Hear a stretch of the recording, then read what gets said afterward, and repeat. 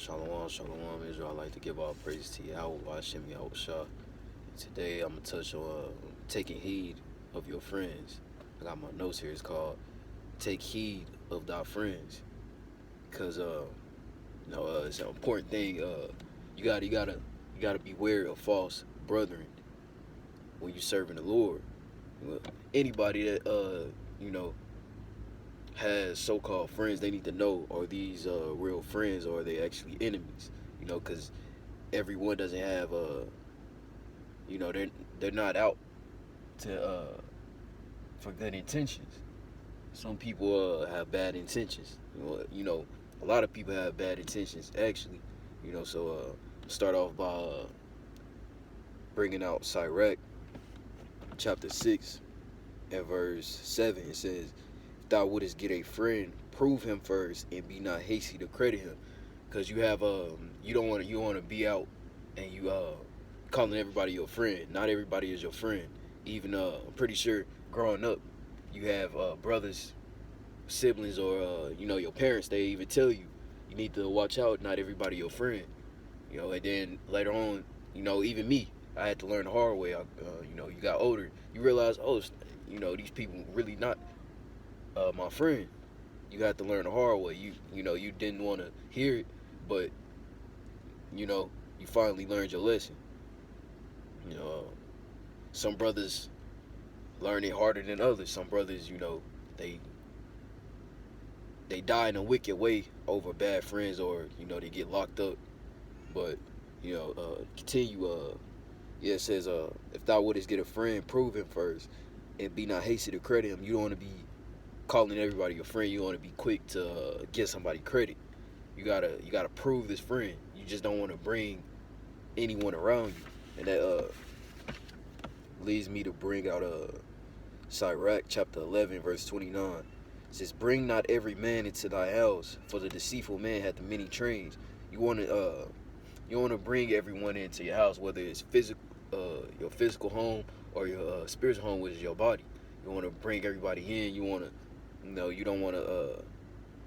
You want to seek counsel from everybody. You want to let everybody in on, your business, or, you know, personal things.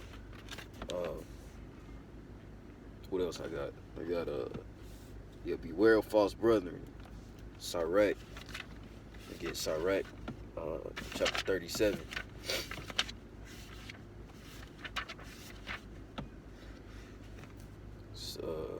Book Sirach, chapter 37, or Ecclesiasticus, in verse, I'm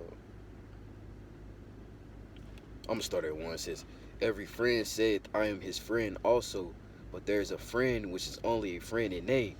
Right? So it's not really a friend, just a friend in name, which, they might say they're your friend, but they really not acting like a friend.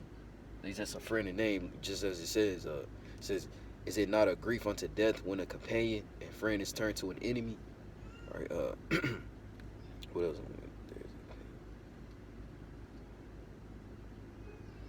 Verse 4. It says, "There is a companion which rejoiced in the prosperity of a friend, but in the time of trouble will be against him." So it's that one friend that's always around when you're prospering, you're doing good. They only around when you're doing good. Your name, you so-called having a good name temporarily or something.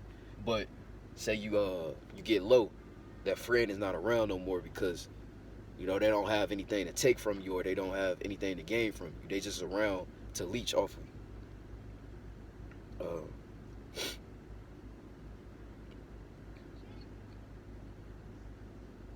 Verse 8 says, "Beware of a counselor and know before what he Salaki.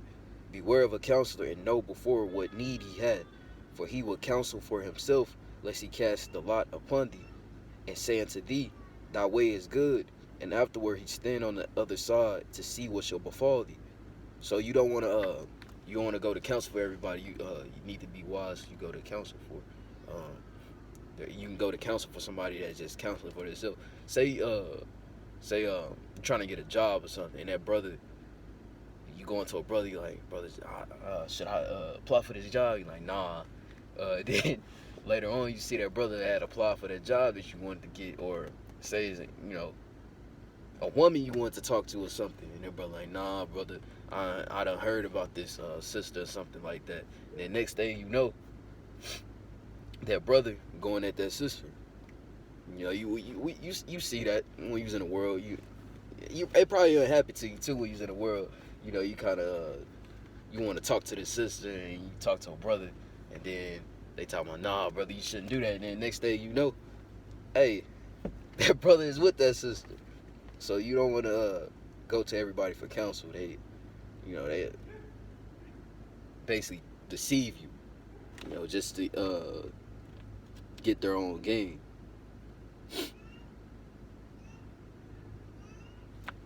Or hold on, let me read that again. It says, Sirach chapter 37 verse 8 says, beware of a counselor and know before what need he had, for he will counsel for himself lest he cast a lot upon thee, and say unto thee, thy way is good, and afterward he stand on the other side to see what shall befall thee. Now I got some more precepts coming up, but this can go even on to a more wicked level. A brother can say you're struggling with something, brother, maybe a so-called brother, he may be saying, oh, brother, you know, you can just do it one more time, and then, you know, then you can stop. There's brothers that be, you know, seducing and enticing brothers to do wickedness. Those are not your friends. They tell you to go off one more time, sin one more time, for sin against the Lord one more time, it'll be fine. That's not your brother right there. You need to cut that brother off. And you know, some of them just doing that to, they want to see you fall. Just like the brother Kaloy Allah was saying, there's people in the world that actually admire what you do, but they don't want to say it. And the reason they don't, you know, I forgot exactly what he said, but to me, reason they want to say it because they it may be because of envy. You know, they may envy you, and they actually want you to fall. So and a lot of people don't want you seeing. It's like a lot of people don't want to see you doing better than them, so they want to see you fall. So what else I got here? Oh yeah, that lead me to.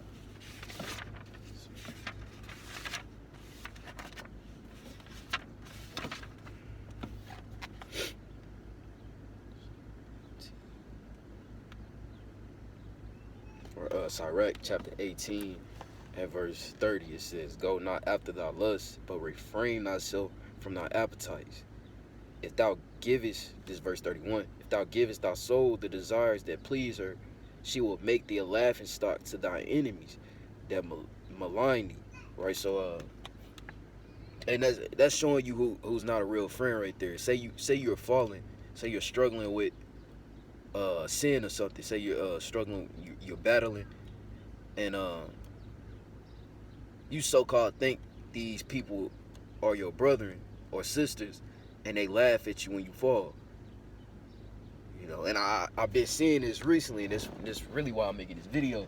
You know, I seen brother falling, but every time this brother fall, you got, you know, these so-called brothers posting the brother.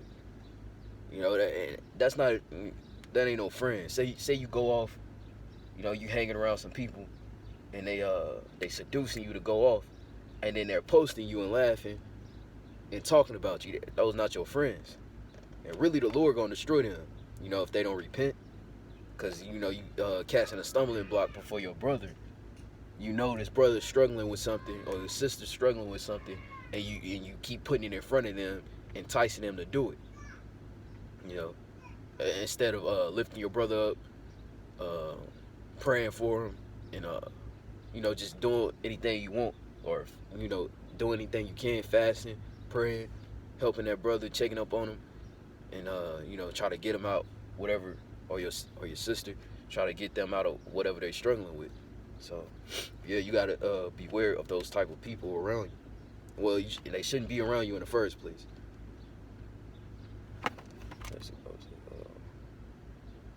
So yeah, I'm gonna read it again. If thou givest thy soul the desires that please her, she will make thee a laughing stock to thy enemies that malign thee. So, you know, you have brothers and sisters around you laughing, because you fallen, those not your, those not your brothers and sisters. Which lead me to go to Hebrews chapter 6.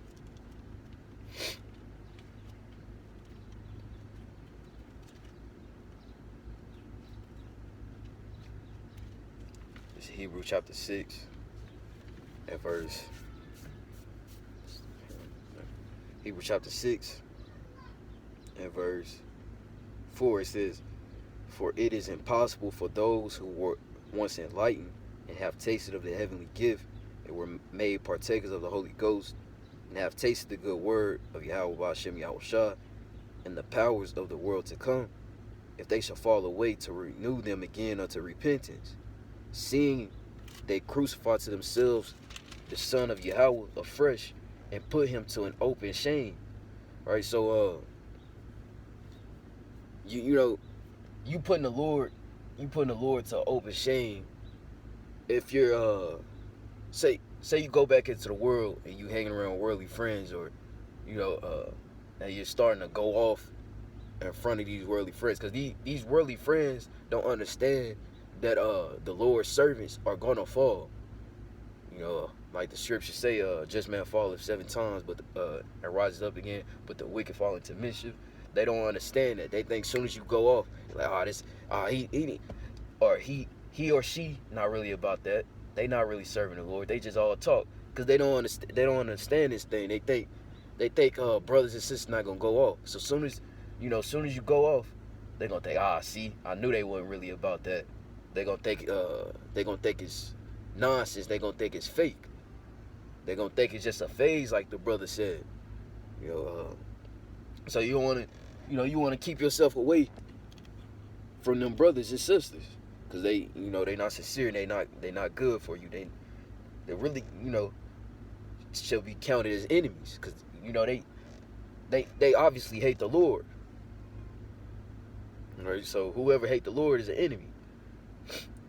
Not saying do anything harmful to these brothers and sisters, but just don't, you gotta separate yourself from them. They're not somebody you should have around you. They're gonna cause you to fall. Just like hold on, Psalms 1. Let me get Psalms chapter 1, because you're not even supposed to be around these people. Not in that matter. You say you trying to teach a brother or sister the word, and they worldly, okay? You got a reason to be around them for that moment. But you actually, always hanging around them, and you're weak to certain things they do. Man, you ain't got nobody to blame but yourself at that point. You know every time you get around these people, you're gonna fall. So you don't have any excuse. All right, so Psalm chapter 1 and verse 1. "Blessed is the man that walketh not in the counsel of the ungodly, nor standeth in the way of sinners, nor sitteth in the seat of the scornful. But his delight is in the law of the Lord, and in his law doth he meditate day and night." All right, so the Lord said you're blessed if you don't walk in the counsel of the ungodly. Because what counsel, what advice is the ungodly gonna give you? Ungodly advice. It's plain on one table. So why would you get counsel from ungodly people? If anything, you want to get counsel from a brother or sister that's serving the Lord. You just want to get counsel in the scriptures. You want to go to the scriptures, get the counsel from there. Everything is in these scriptures, man. So it's no point for you to go to a brother or sister that's not serving the Lord and try to get some counsel from them. All right. So what else I want to get?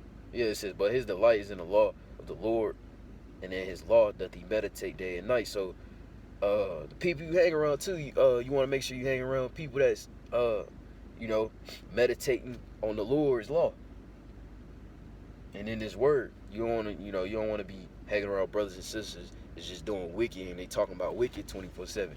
What are y'all gonna talk about? It ain't gonna be no point in y'all being around each other. Y'all gonna be unequally yoked. All right, so Just let me see. I got 2 Corinthians.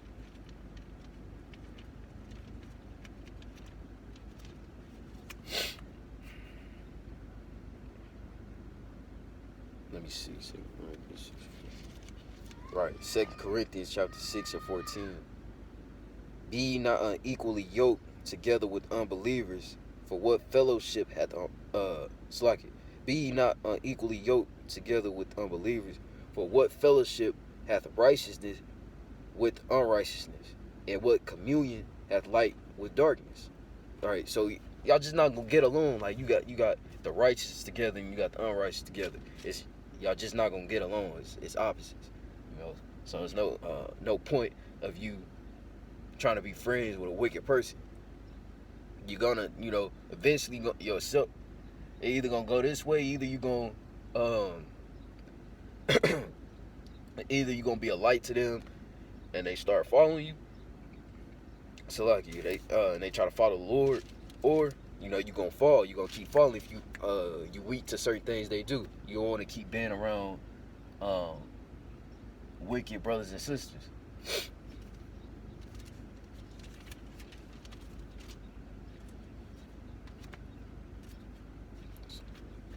Let me Sirach. I got Sirach chapter 13 verse 17.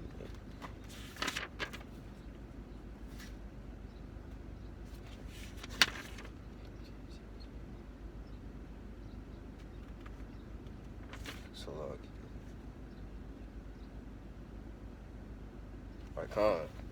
Sirach. I'm gonna start at Sirach chapter 13 and verse 15. Says, every beast loveth his like, and every man loveth his neighbor.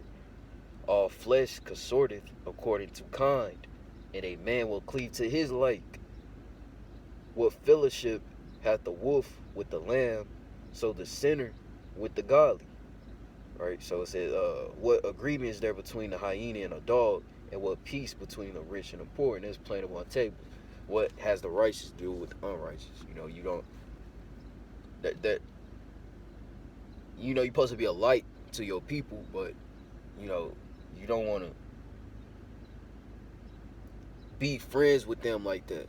If y'all understand what I'm saying, you want to, especially your brother or sister that you fall whenever you get around certain people. You don't want to keep being around those people.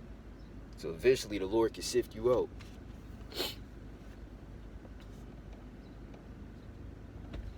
So,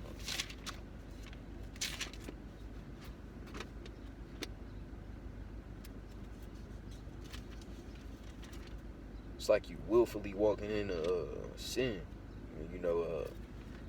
Every time you get around these people, you get enticed, seduced, and then you go off. You gotta cut those people off. Psalm chapter 37 and verse 30 says, the mouth of the righteous speaketh wisdom, and his tongue talketh of judgment. This is what I was going to line up with the other precept earlier. When you get around these people, what are y'all gonna talk about? Because brothers and sisters in the truth, we talking about the Lord 24/7. You might talk about something else you like a little bit, but chiefly you talking about the Lord 24/7. You talking about wisdom, knowledge, the law, statutes, commandments. So you get around these brothers and sisters, what are y'all gonna talk about?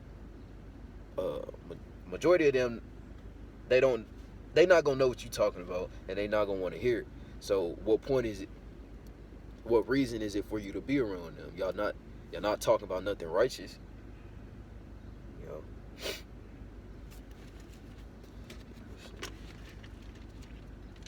The brother, you be around some wicked brothers and sisters, they talking about wickedness. Talking about, doing drugs, they talking about hitting another man, woman, or, where the so-called hoes at. It's all they, you know how it is. Trying to find a party, trying to get into something, trying to do some wickedness. Oh, dang, it's a precept I'm looking for.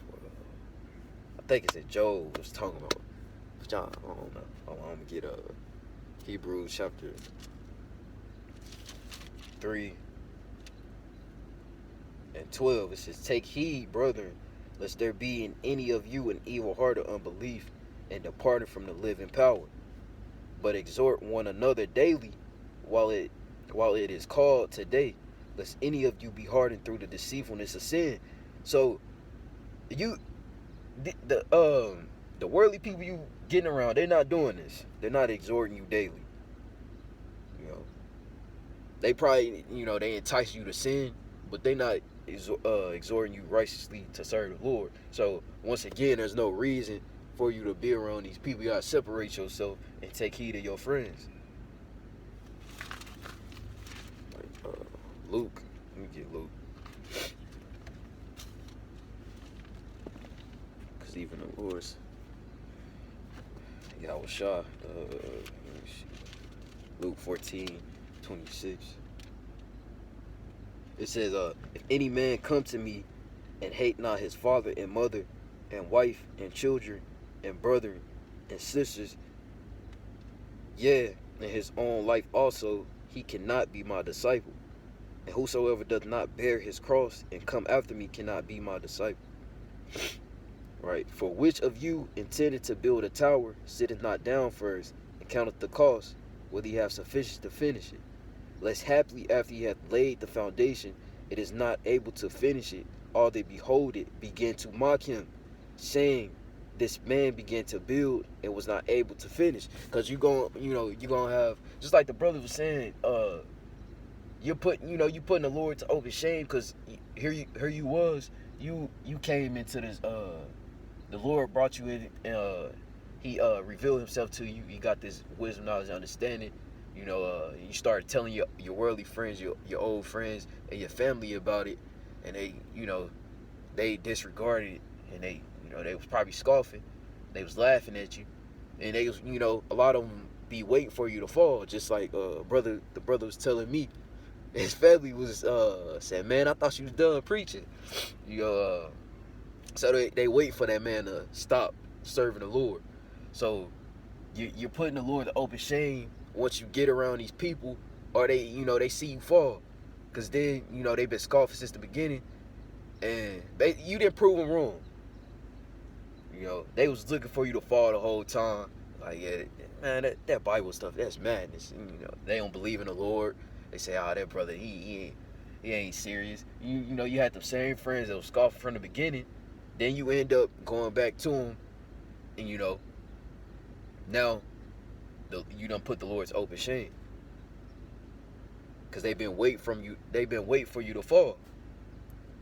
So now they not your friend if they mocking you whenever you fall. If a brother fall and they got sincere friends, hey, they gon' them friends are gonna lift them up. They fast together, they gonna pray. Your brother gonna mourn if his brother or sister, or whether a sister gonna mourn too if her brother or sister fall. They don't like seeing their people fall. But you got wicked men, it's not your friends, they wait for you to fall. And these the ones that mock.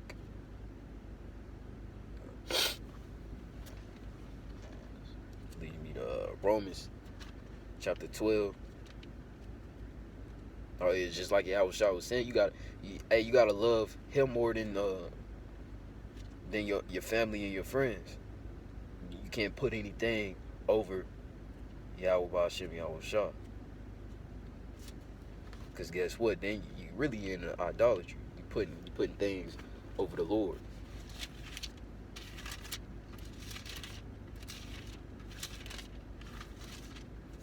And then you're not going to be doing the Father's will if you have things over him. Because guess what? You're going to choose those things over him.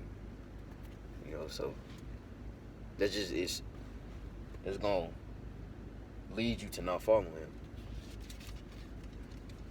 Romans chapter 12.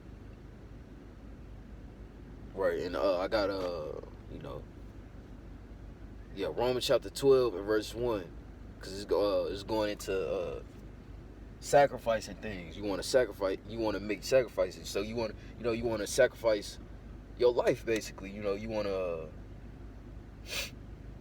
You want to hold on. Let me just read it first. It says, Romans chapter 12, verse 1. I beseech you, therefore, brethren, by the mercies of Yahweh, that you present your bodies a living sacrifice, holy, acceptable unto Yahweh, which is your reasonable service.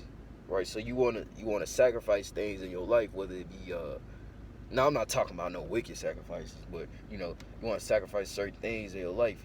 You want to choose the Lord over your pleasures and the things you love over your family, your friends, whatever it is.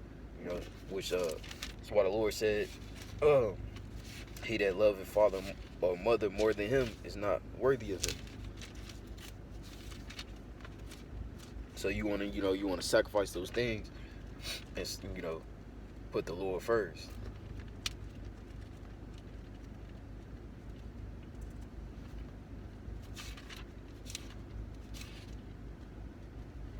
Matthew chapter 10 and verse 37.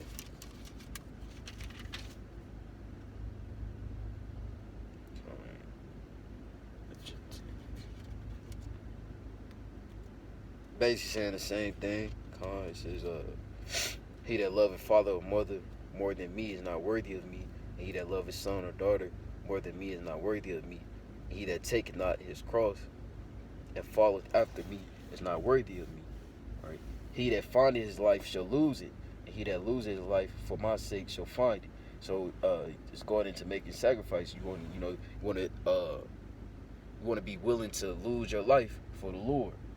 You want to be willing to lose those family members and friends for the Lord.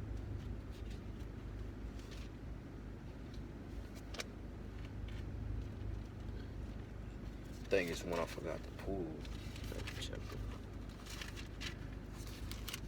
Matthew chapter 19. This might be the last one.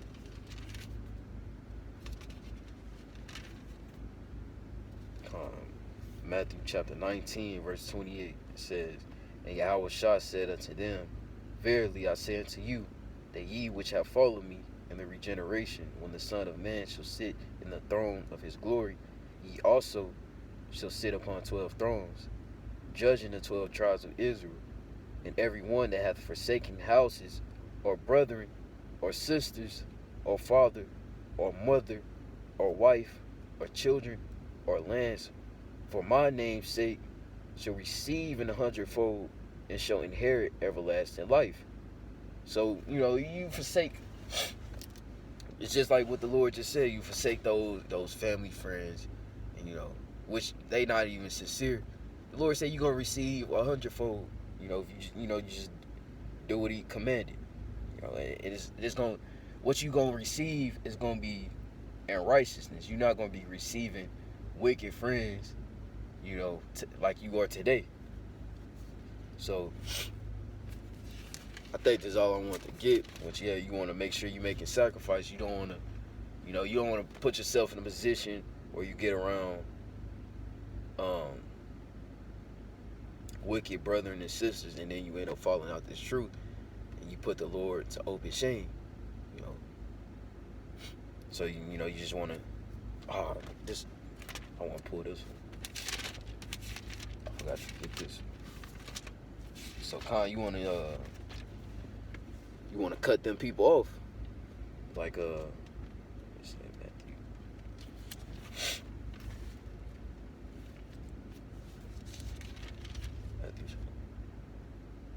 Matthew chapter 5 verse 30. It says, and if thy right hand offend thee, cut it off and cast it from thee, for it is profitable for thee that one of thy members shall perish, and not that thy whole body shall be cast into hell.